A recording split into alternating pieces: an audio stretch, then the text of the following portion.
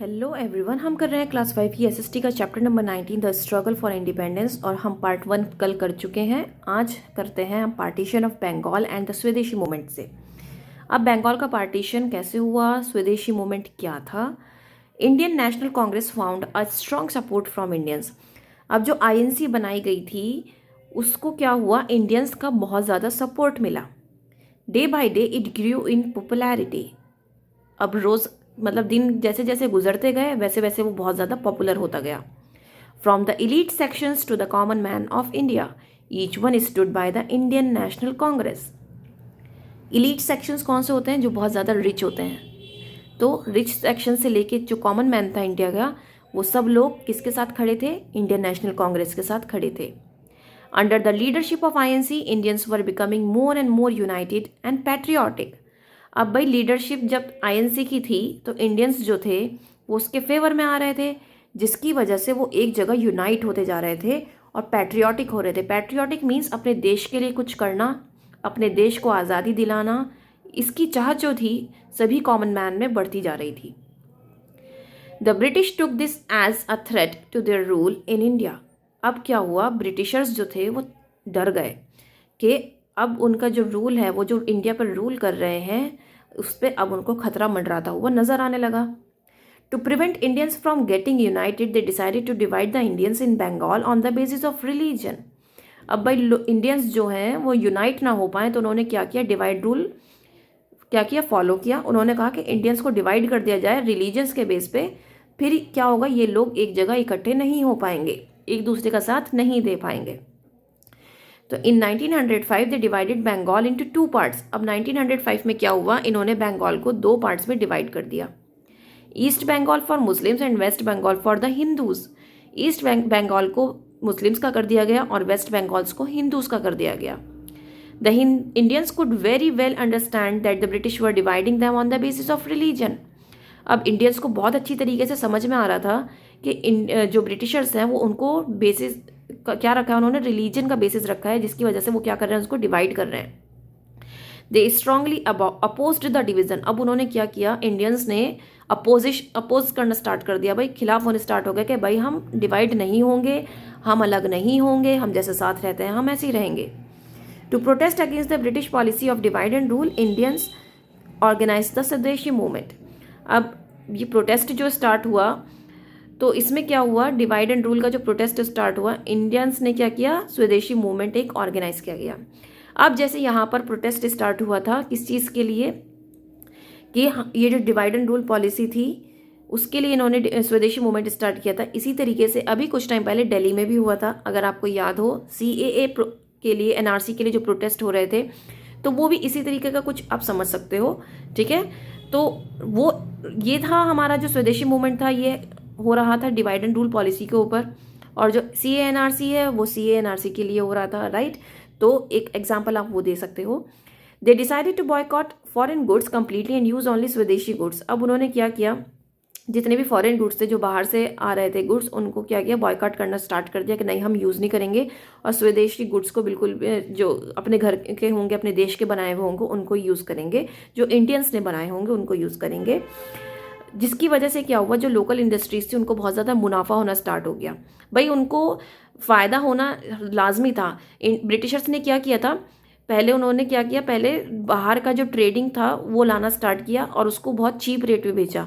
क्यों बेचा cheap rate पे? क्योंकि वो मशीन्स का यूज़ कर रहे थे, उसमें लागत कम लगी हुई थी, मेहनत कम लगी हुई थी, तो वो सस्ता था। अब इंडियंस जो बना रहे थे वो बहुत मेहनत करके बना रहे थे, तो वो महंगा था।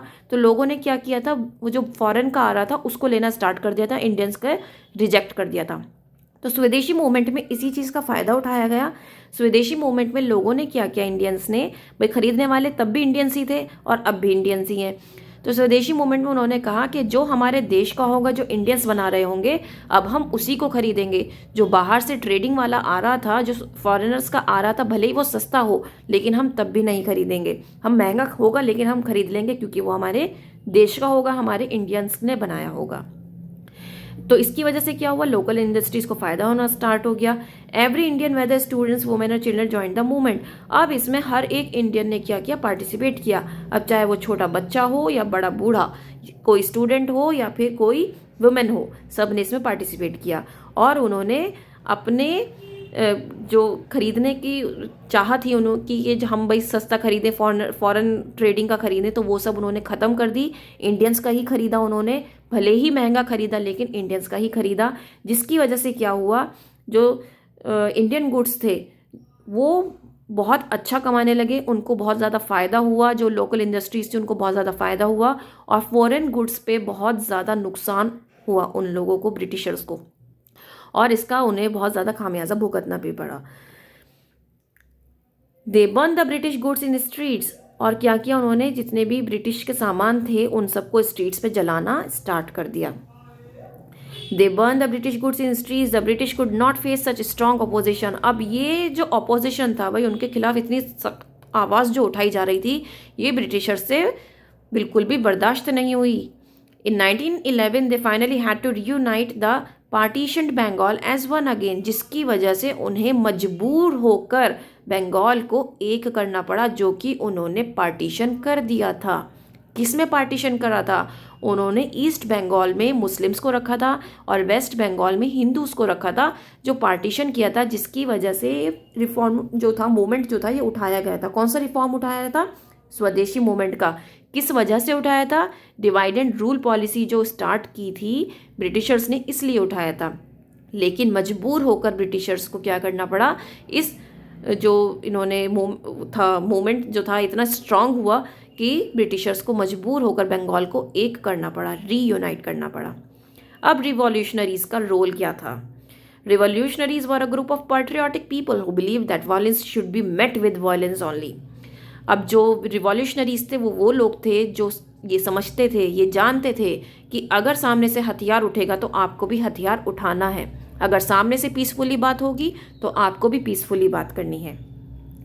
अब ये चाहते थे कि हमें अब जल्दी रिजल्ट मिले ब्रिटिश गवर्नमेंट से। अब इन लोगों से बर्दाश्त नहीं हो रहा था ब्रिटिशर्स की, अब बिल्कुल भी कोई भी बदतमीजी, कोई भी ज़्यादती इनसे बर्दाश्त नहीं हो रही थी। They did not believe in discussions, pleading and prayers. अब उन लोगों ने क्या कहा कि डिस्कशंस और मिन्नतें करना अब बेकार है बिल्कुल ब्रिटिश गवर्नमेंट के सामने, अब हमें कोई ना कोई स्टेप उठाना पड़ेगा। सम इम्पॉर्टेंट रिवॉल्यूशनरीज वर चंद्रशेखर आज़ाद, शहीद भगत सिंह, राजगुरु, अशफाकुल्लाह, वीर सावरकर, राम प्रसाद बिस्मिल, बटुकेश्वर दत्त, जतिन दास एंड खुदीराम बोस। अब जितने भी ये रिवॉल्यूशनरीज थे इनके कुछ यहाँ पर नाम लिखे गए हैं।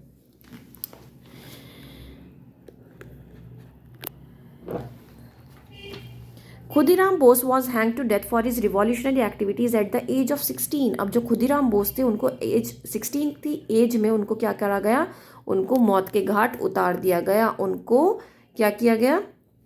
हैंग कर दिया गया, फांसी के तख्ते पर लटका दिया गया। क्यों? क्योंकि वो एक रिवॉल्यूशनरी थे, वो ब्रिटिशर्स के खिलाफ बोल रहे थे। Bismil, Ashfaqullah, Roshan Singh, Rajendra Lahiri had looted official railway cash at Kakori. अब उन्होंने क्या करा, जो रेलवे कैश था इन लोगों ने उसको काकोरी में लूट किया। They need the money to buy weapons to use against the British. अब इन्होंने ये जो लूट की थी ये क्यों की थी? इन रिवॉल्यूशनरीज ने ये जो लूट की थी वो क्यों की थी? क्योंकि अब इन्हें वेपन्स की ज़रूरत थी। किसके अगेंस्ट? ब्रिटिशर्स के against. They were hanged later on, जिसकी वजह से जो ये लूट उन्होंने की थी ब्रिटिशर्स ने इनको भी हैंग करा था। Chandrashekhar Azad form the Hindustan Socialist Republic Association. अब चंद्रशेखर आज़ाद ने एक Hindustan Socialist Republic Association form किया। Bhagat Singh and Batukeshwar Dutt were its members, जिसके मेंबर्स थे भगत सिंह और Batukeshwar Dutt. They threw bombs on the floor of the assembly in Delhi. Chandrasekhar Azad killed himself in self-defense during a fight with the police in 1931. अब इसमें क्या हुआ, इन लोगों ने एक बॉम्ब फेंका दिल्ली में। चंद्रशेखर आज़ाद ने क्या किया, अपने आप को सेल्फ डिफेंस की वजह से अपने आप को मार लिया। और जब वो पुलिस से ये भिड़ रहे थे, लड़ाई हो रही थी, तो इसमें चंद्रशेखर आज़ाद ने सेल्फ डिफेंस में अपने आप को किल कर लिया। और ये बात है 1931 की।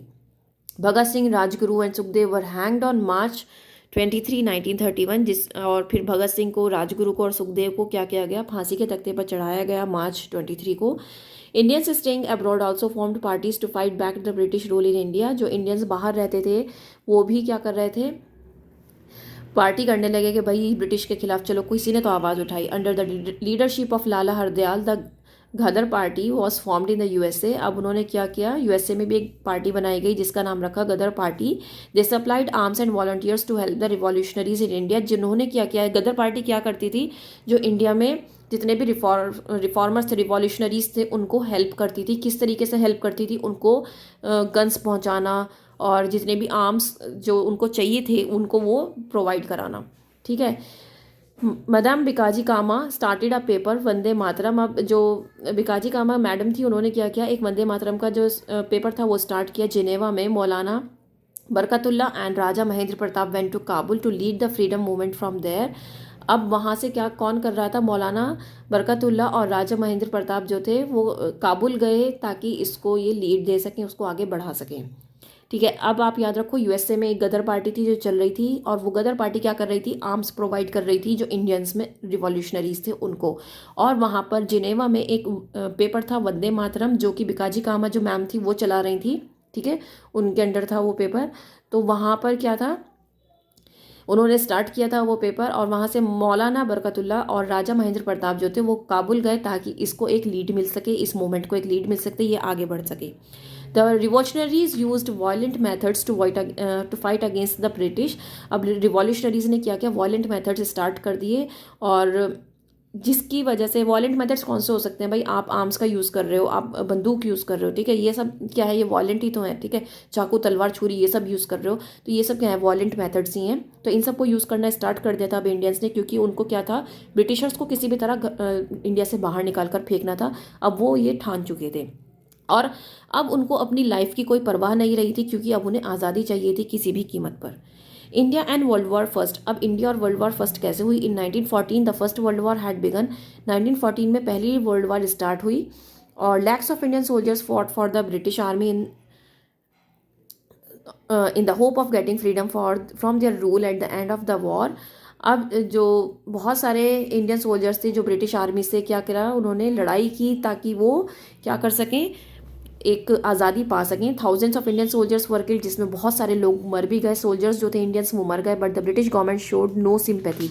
लेकिन ब्रिटिश गवर्नमेंट ने कोई सिंपैथी नहीं दिखाई इंडियंस के लिए, और they imposed more taxes to compensate for the losses suffered during the war. और उन्होंने बल्कि और क्या किया, इंडियंस को और ज़्यादा पैसे देने के लिए कहा, उनको टैक्स उनको पे करने के लिए कहा, कि जो लॉस उन लोगों का हुआ, किन लोगों का, ब्रिटिशर्स का जो लॉस हुआ है उसके लिए इंडियंस को पैसे देने के लिए कहा। This was the point when the Indian masses turned absolutely against them and united to throw them out of India. जिसकी वजह से इंडियंस में एक गुस्सा पैदा हो गया, और वो लोग चाहने लगे कि अब किसी भी तरह इनको बाहर निकाल के फेंकना ही है, अब इन्हें यहाँ पर हमें नहीं देखना है। Mahatma Gandhi had also return to India when world war first was going on. अब महात्मा गांधी आ चुके थे इंडिया में जब वर्ल्ड वॉर फर्स्ट चल रही थी। तो he felt betrayed by the British government. He took over the leadership and carried forward the movement for independence. अब उनको ब्रिटिश गवर्नमेंट से भी मतलब वो बहुत ज़्यादा जो ब्रिटिश गवर्नमेंट का रूल थे और जो वो देख रहे थे, उनको उनसे बहुत ज़्यादा धक्का लगा, और जो महात्मा गांधी थे वो बहुत ज़्यादा अपसेट हो गए इस सबको देखकर। तो उन्होंने क्या किया, इसकी जो पूरा ये मूवमेंट चल रहा था, ये जो पूरी वर्ल्ड वॉर चल रही थी, इसमें क्या क्या लीडरशिप हासिल कर ली उन्होंने, और कहा कि मैं लीड करूंगा और इस मूवमेंट को आगे बढ़ाऊंगा इंडिपेंडेंस के लिए। तो इस तरीके से ये चैप्टर यहाँ पर कंप्लीट हो जाता है। उम्मीद करती हूँ कि मेरा समझाया आपको समझ आया होगा। अगर समझ आया हो तो लाइक शेयर ज़रूर करना, चैनल को सब्सक्राइब करना बिल्कुल मत भूलना। That's all for now, thank you.